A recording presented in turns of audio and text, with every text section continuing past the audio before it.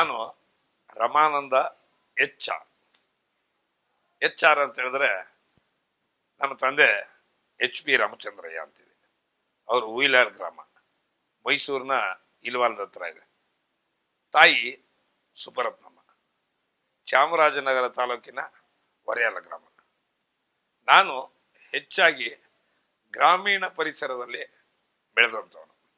ನಾನು ಮೈಸೂರಿನಲ್ಲಿದ್ದಾಗ, ಮೈಸೂರಿನಲ್ಲಿ 1ನೇ ತರಗತಿ ಓದಿದ್ರೆ 2ನೇ ತರಗತಿಯನ್ನು ನಮ್ಮ ಚಾಮರಾಜನಗರ ತಾಲೂಕಿನ ಹೊರೆಯಾಲ ಗ್ರಾಮದಲ್ಲಿ ಓದಿದೆ. ಇಲ್ಲಿ ವಿಶೇಷ ಏನಪ್ಪ ಅಂತ ಹೇಳಿದ್ರೆ, ನಮ್ಮ ತಾತನ ನಾನು ನಮ್ಮ ತಾಯಿಯವರ ತಂದೆಯನ್ನ ಅಪ್ಪ ಅಂತ ಕರಿತಿದ್ದೆ, ನಮ್ಮ ಅಜ್ಜಿಯನ್ನ ನಾನು ಅಕ್ಕ ಅಂತ ಕರಿತಿದ್ದೆ, ನಮ್ಮ ತಂದೆನ ನಾನು ಅಣ್ಣ ಅಪ್ಪ ಅಂತ ಕರಿತಿರ್ಲಿಲ್ಲ, ಭಾವ ಅಂತ ಕರಿತಿದ್ದೆ. ನನ್ನ ತಾಯಿನ ನಾನು ಸುಬ್ಬು ಅಂತ ಕರಿತಿದ್ದೆ, ಸುಬ್ಬರತ್ತಮ್ಮ. ನನ್ನ ತಾಯಿ ಹೇಳೋರು, ನಾನು ಅಮ್ಮ ಅಂತ ಹೇಳಿದ್ರೆ ಹೂವು ಅಂತ ಹೇಳಿದ್ರೆ ಬೈಯೋರು. ನೋಡ, ನೀನು ಚಿಕ್ಕವನಿರ್ಬೋದು, ನನಗೆ ಯಾಕಪ್ಪ ಹೆಸರಿಟ್ರು, ಎಲ್ಲರೂ ಕರೀಕೆ, ನೀನು ಹಾಗೆ ಕರಿಬೇಕು. ಅಮ್ಮ ಅಂತಾರಲ್ಲ ಎಲ್ಲ ಕಡೆ, ಹೂವು ಅಂತಾರಲ್ಲ, ಅವರನ್ನೋದಲ್ಲಿ ನೀನು ಹೆಸರಿಡಿದು ಹೆಸರಿಡೋದೇ ಕರೆಯೋದಕ್ಕೆ ಅಂತ ಹೇಳಿದ್ರು. ನನಗೆ ಭಾಳ ಆಶ್ಚರ್ಯ ಆಯಿತು. ಆ ಬಾಲ್ಯದ ದಿನಗಳಲ್ಲಿ ನಮ್ಮ ತಾಯಿ ಮನೆಯಲ್ಲಿ ಗಾಂಧೀಜಿ ಚರ್ಕ ಇದೆಯಲ್ಲ, ಆ ಚರ್ಕವನ್ನು ಸುತ್ತುತ್ತಾ ಇರೋರು, ಹತ್ತಿಯಿಂದ ನೂಲು ತೆಗಿಯೋರು. ನನ್ನ ಅಣ್ಣ HR ದೊರೆಸ್ವಾಮಿ ಅಂತೇಳಿ ಆ ದಿನಗಳಲ್ಲಿ. ಆನಂತರ ಅವರು ತಮ್ಮ 13ನೇ ವಯಸ್ಸಿನಲ್ಲೇ ಪ್ರಜಾವಾಣಿ, ಇಲ್ಲಿಯ ಪ್ರಮುಖ ಎಲ್ಲ ನಿಯತಕಾಲಿಕೆಗಳಿಗೂ ಪ್ರಮುಖ ಎಲ್ಲ ಪತ್ರಿಕೆಗಳಿಗೂ ಲೇಖನವನ್ನು ಬರೀತಿದ್ರು. ಅವರು SLC rank, BSc rank, MA rank. ಅವ್ರ ಆನಂತರ ಹೊರೆಯಾಲ ದೊರೆಸ್ವಾಮಿ ಅಂತ ಊರ ಹೆಸರನ್ನ ಸೇರಿಸ್ಕೊಂಡ್ರು. ನಾನು ಕೆಲವು ಸಾರಿ ಹೊರೆಯಾಲ ರಮಾನಂದ ಅಂತ ಇಟ್ಕೊಂಡಿದ್ದೆ. ಮುಸೂರಿ ಕೃಷ್ಣಮೂರ್ತಿ ಅವ್ರನ್ನ ನಾನು ಒಮ್ಮೆ ಇಂಟರ್ವ್ಯೂ ಮಾಡಿದ್ದೆ ಮಹಾರಾಜ ಲಾಡ್ಜಲ್ಲಿ. ಬೆಕ್ಕಿನ ಕಣ್ಣು ಅಂತ ನನ್ನ ಆತ್ಮೀಯರು ಭವಾನಿ ಶಂಕರ್ ಅಂತೇಳಿ ಸಿನಿಮಾ ತೆಗೆದರು. ಅಲ್ಲಿಯ ಸ್ಥಳೀಯ ಪತ್ರಿಕೆ ಮೈಸೂರು ಮಿತ್ರ, ಆ ಮಿತ್ರಕ್ಕೆ ನಾನು ಅವ್ರನ್ನ ಇಂಟರ್ವ್ಯೂ ಮಾಡಿದ್ದೆ. ಇವೆಲ್ಲ ಸುಂದರ ಕ್ಷಣಗಳು. ಆನಂತರದಲ್ಲಿ ಓದು ಅಲ್ಲಿ 2ನೇ ಕ್ಲಾಸ್ ಆಯಿತು. ಮತ್ತೆ 3, 4 ಗುಬ್ಬಚ್ಚಿ ಸ್ಕೂಲ್ ಅನ್ನೋರು ಕೃಷ್ಣಮೂರ್ತಿಪುರಮಲ್ಲಿ. ಆ ಗುಬ್ಬಚ್ಚಿ ಸ್ಕೂಲ್ ಎದುರುಗಡೆ ಒಂದು ವನಿತಾ ಸದನ. ನಾನು ನನ್ನ 4ನೇ ತರಗತಿಯನ್ನ ಗುಬ್ಬಚ್ಚಿ ಸ್ಕೂಲು ಗೌರ್ನಮೆಂಟ್ ಶಾಲೆಯಲ್ಲಿ ಓದ್ತಾ ಇದ್ದೆ. ವನಿತಾ ಸದನ ಯಾಕೆ ನೆನಪಿದೆ ಅಂತ ಹೇಳಿದ್ರೆ, ನಾವು ಚಿಕ್ಕ ವಯಸ್ಸಲ್ಲಿ ನನಗೆ ಬಣ್ಣದ ನಂಟು ಅಂಟ್ಕೊಳ್ಳೋಕ್ಕೆ ಕಾರಣಗಳಿರುತ್ತಲ್ಲ ಕೆಲವು. ರಾಜ್ಕುಮಾರ್ ಅವ್ರದ್ದು 1960ರ ದಶಕದಲ್ಲಿ ಒಂದು ಸಿನಿಮಾ ಬರುತ್ತೆ, ಮನಸ್ಸಾಕ್ಷಿ ಅಂತ. ಆ ಸಿನಿಮಾ ಅಲ್ಲಿ ರೈಲ್ವೆ ಟ್ರ್ಯಾಕಲ್ಲಿ ಶೂಟಿಂಗ್ ಆಗ್ತಾ ಇತ್ತು. ಅವಾಗ ರಾಜ್ಕುಮಾರ್ ಅವ್ರನ್ನ ಮಾತಾಡಿಸಿದ್ದೆ ನಾನು. ಅದೊಂದು ಸುಂದರವಾದ ನೆನಪು. ಅದಾದ ಮೇಲೆ ತಿರ್ಗಾ ನಾನು ವನಿತಾ ಸದನಕ್ಕೆ ಹತ್ರ ಬಂದಾಗ ನಾನು ಹಲವಾರು ಸಣ್ಣ ಪುಟ್ಟ ಕೆಲಸ ಕಾರ್ಯ ಮಾಡ್ಕೊಂಡು ನಡೀತಾ ಇದ್ದೆ. ಬೆಳಗ್ಗೆ ಎದ್ದು ಪೇಪರ್ ಹಾಕ್ತಾ ಇದ್ದೆ, ಹಾಲಾಗ್ತಾ ಇದ್ದೆ.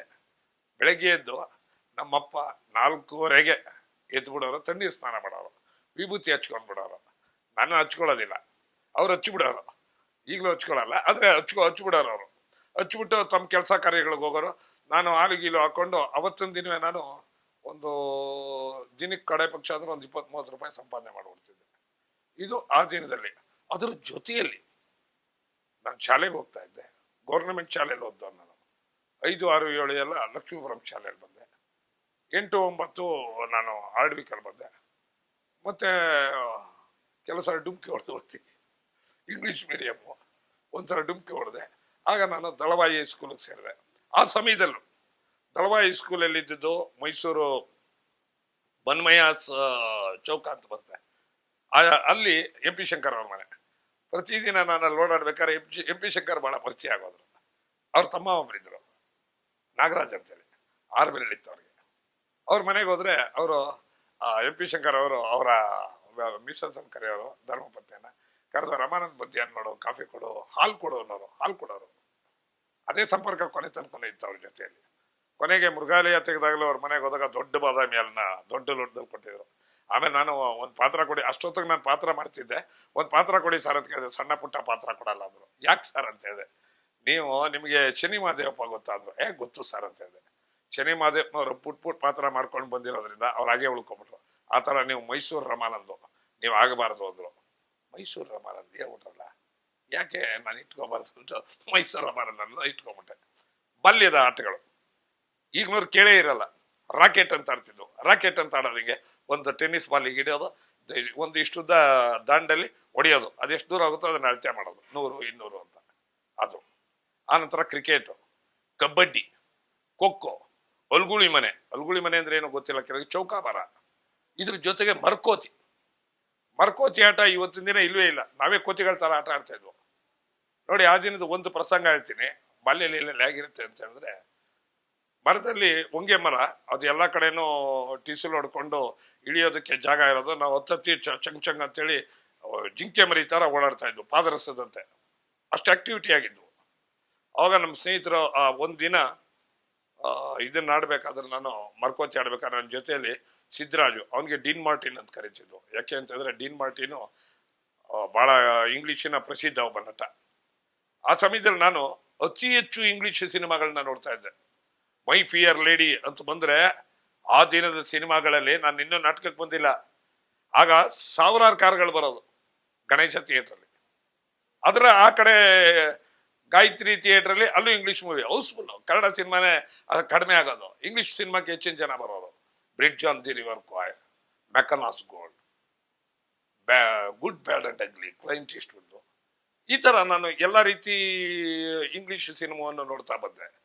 ಅದರ ಜೊತೆಯಲ್ಲಿ ಹಾಗೆ ನಮಗೆ ಗೊತ್ತಿಲ್ಲದಾಗೆ ಸಿನಿಮಾ ಅಂಟ್ಕೊಳ್ಳೋದಕ್ಕೆ ಕಾರಣ ಏನಾಗುತ್ತೆ ಅಂತ ಹೇಳಿದ್ರೆ, ನಮ್ಮ ಮನೆ ಹತ್ರ ಗಣೇಶ ಥಿಯೇಟರ್ನ ಮುಂಭಾಗದಲ್ಲಿ ಒಂದು ಪಾರ್ಕ್ ಇದೆ. ಆ ಪಾರ್ಕ್ ಇವಾಗ ಪಾರ್ಕ್ ಆಗಿದೆ ಅಷ್ಟೆ. ಅವಾಗ ಅದು ಪಾರ್ಕ್ ಆಗಿರ್ಲಿಲ್ಲ. ನಮಗೆ ಮನರಂಜನೆಯನ್ನ ನೀಡೋದು, ಅತ್ಯುತ್ತಮವಾದ ಮಾತುಗಳನ್ನ ಕೇಳ್ತಾ ಇದ್ದು, ಭಾಷಣಗಳನ್ನ ಕೇಳ್ತಾ ಇದ್ದು. ವಾಟಾಳ್ ನಾಗರಾಜ್ ಭಾಷಣ, ಕಲಾಕೇಸರಿ ಉದಯ್ ಕುಮಾರ್ ಅವರ ಭಾಷಣ, ಜೊತೆಗೆ ಪಿ ಕಾಳಿಂಗರಾಯರು ಅವರ ಜೊತೆಯಲ್ಲಿ ಒಂದು ಬಲಭಾಗದಲ್ಲಿ ಮೋಹನ್ ಕುಮಾರಿ, ಎಡಭಾಗದಲ್ಲಿ ಸೋಹನ್ ಕುಮಾರಿ, ಇಬ್ರು ಹಾಡು ಹೇಳೋರು. ಇಡೀ ಪಾರ್ಕ್ ತುಂಬಾ ಜನ. ಅಂತಿಂತ ಹೆಣ್ಣು ನೀನಲ್ಲ, ನಿನ್ನಂತ ಹೆಣ್ಣು ಇನ್ನಿಲ್ಲ. ಕೇಳ್ತಾ ಇದ್ರೆ ನಮಗೆ ನಾವು ಯಾವುದೋ ಲೋಕ ಕೊಟ್ಟೋಗ್ತಿದ್ವು. ಇಡೀ ಕಾರ್ಯಕ್ರಮವನ್ನು ನೋಡ್ತಾ ಇದ್ವು. ಈ ರೀತಿ ಆಗ್ತಾ ಇರ್ಬೇಕಾದ್ರೆ ನಾವು ಮನೆಗೆ ಹೋಗ್ತಾ ಇದ್ವು. ಮನೆಯಲ್ಲಿ ಒಳ್ಳೆ ಕಾರ್ಯಕ್ರಮ ನೋಡಿದ್ವು, ಮನೇಲಿ ಬೈತಾ ಇರ್ಲಿಲ್ಲ. ತಿರ್ಗಾ ಒಂದು ಶನಿವಾರ ಶನಿ ಮಹಾತ್ಮೆ ನಾಟಕ.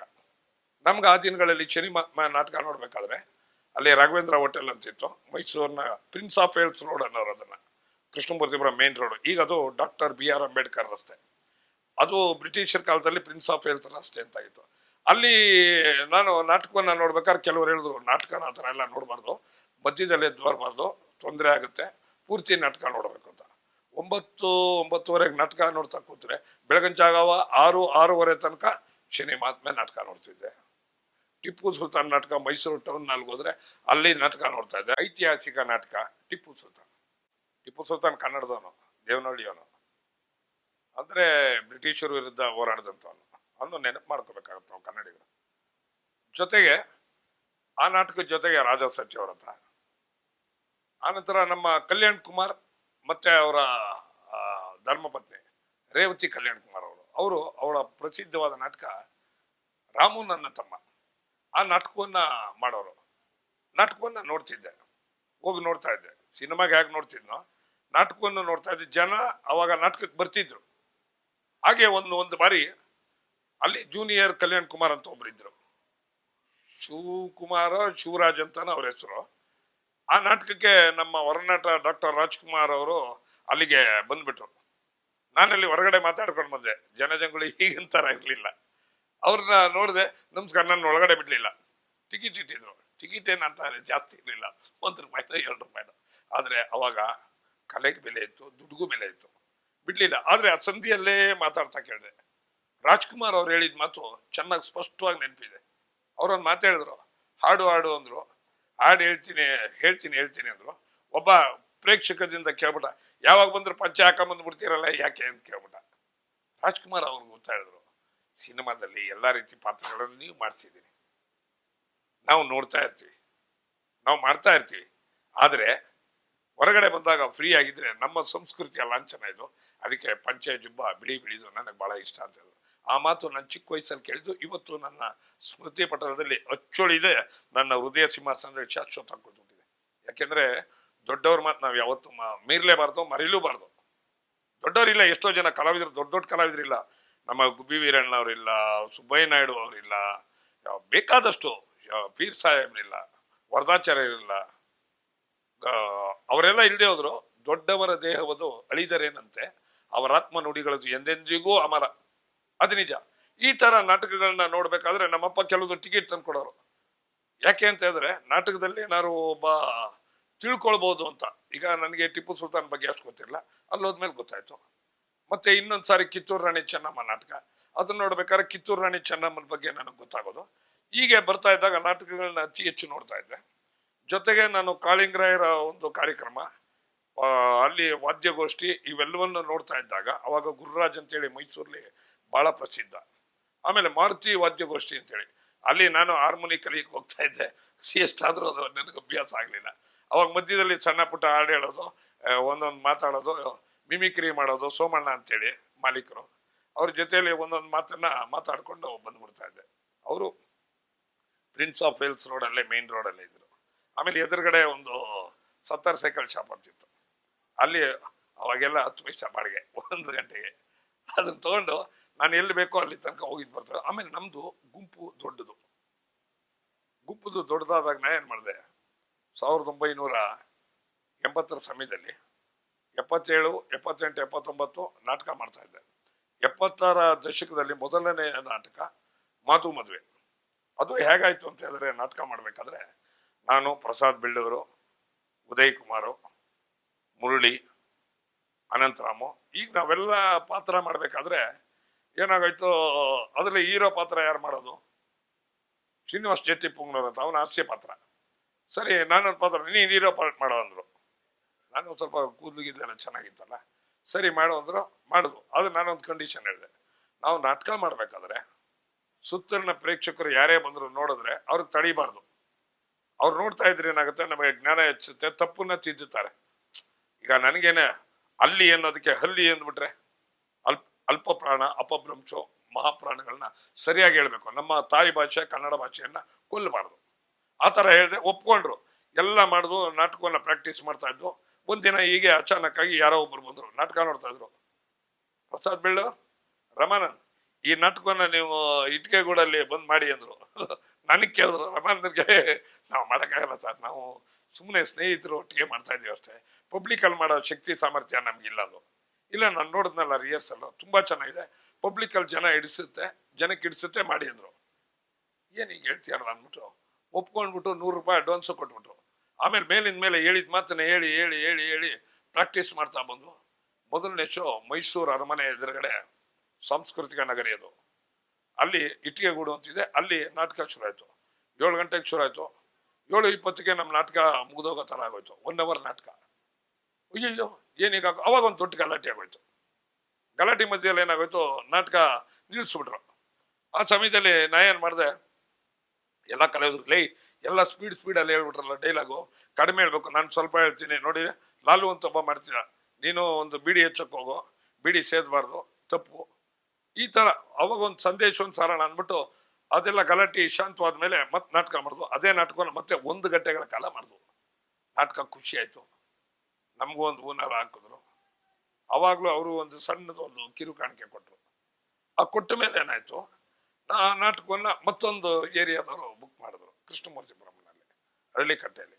ಅಲ್ಲಿ ಬಂದ್ಮೇಲೆ ಗೀತಾ ರೋಡಲ್ಲಿ ನಮ್ಮ ಸ್ನೇಹಿತ ಇದ್ದ ಮೋಹನ ಅಂತೇಳಿ, ಮೋಹನ್ ಕುಮಾರ್ ಅಂತೇಳಿ, ಅವರು ಸಿನಿಮಾ ಸಂಗೀತ ನಿರ್ದೇಶಕರಾಗಿದ್ದರು. ಮೋಹನ್ ಅಂದರೆ ಅವರು ಸಾಹಸ ಸಿಂಹ ವಿಷ್ಣುವರ್ಧನ್ ಅವ್ರ ಕೈಲಿ ಫಸ್ಟ್ ಗೀತೆಯನ್ನು ನಡೆಸಿದ್ದು ನನ್ನ ಆತ್ಮೀಯ ಸ್ನೇಹಿತ ಮೋಹನ್ ಕುಮಾರ್. ಮೋಹನ್ ಕುಮಾರ್ ಅಂತ ಇಬ್ಬರಿದ್ರು, ಕುಮಾರ್ ಬೇರೆ ಆಗೋದ್ರು, ಮೋಹನ್ ಇದ್ರು. ಅವ್ರು ಆಡಿಸಿದ್ದ ಹಾಡು ಯಾವುದಪ್ಪ ಅಂದರೆ, ಮಡಿಲಲ್ಲಿ ಮಗುವಾಗಿ ನಾನು, ಈ ಹಾಡು ನಮ್ಮನೆ ಎದುರುಗಡೆ ಬಂದು ಬುಲ್ಬುಲ್ ತರ ಹಿಡ್ಕೊಂಡು ಬಾರಿಸೋಣ ನಮ್ಮ ಮೋಹನ. ಇದೆಲ್ಲವನ್ನು ನೋಡ್ತಾ ಇದ್ದೆ. ಆದ್ರೆ ಆಮೇಲೆ ಕ್ರಮೇಣ ಹಂತವಾಗಿ ಬೆಳೆದು ದೊಡ್ಡ ಸಂಗೀತ ನಿರ್ದೇಶಕರು ಆಗ್ಬಿಟ್ಟ. ಇದೆಲ್ಲ ನನಗೆ ಬಹಳ ಸಂತೋಷ ಪಡ್ತು.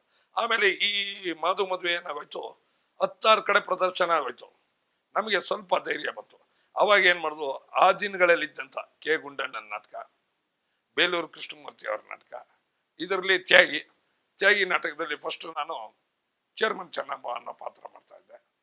ಆ ನಂತರದಲ್ಲಿ ನಾನು ಚೇರ್ಮನ್ ಚೆನ್ನಪ್ಪ ಬೇಡಪ್ಪ, ತಲೆ ಹಿಡ್ಕ ರಾಜು ಪಾತ್ರ ಮಾಡ್ತೀನಿ ಅಂದೆ. ಅದನ್ನ ಮಾಡಿದೆ. ಇದು ಬೇಡ, ಈ ರಾಮು ಪಾತ್ರ ಮಾಡ್ತೀನಿ, ದುಃಖ ಭರಿತವಾಗಿ ಚೆನ್ನಾಗಿರುತ್ತೆ, ಎಮೋಷನಲ್ ಕ್ಯಾರೆಕ್ಟರ್ ಆಗಿರುತ್ತೆ, ಅದನ್ನು ಮಾಡಿದೆ. ಅದು 16 ಕಡೆ ಪ್ರದರ್ಶನ ಆಯ್ತು.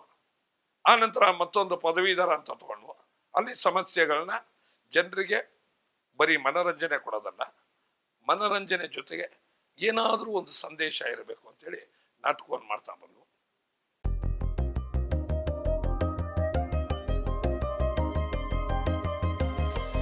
Ah